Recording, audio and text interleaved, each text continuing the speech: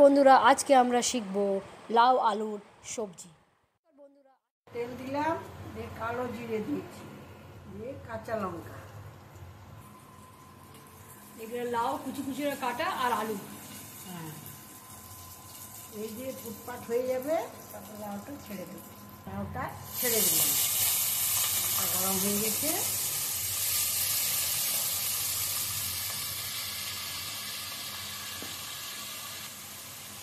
হলুদ দিলাম,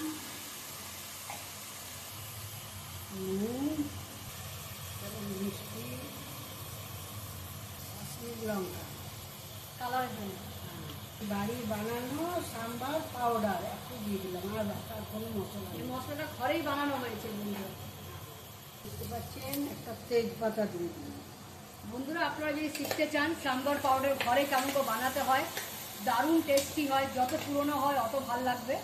তো নিশ্চয়ই কমেন্টে আমাদেরকে লিখে পাঠাবেন। তো বাকি সব লাউ আর আলু একসাথে দিয়ে দেওয়া হচ্ছে। নাড়াচাড়া করে ঢাকা দিব, 10 মিনিট পর আমরা ঢাকা খুলে দেখব।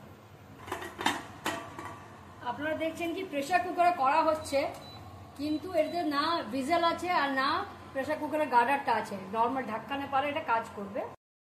আমাদের লাউ আলুর সবজি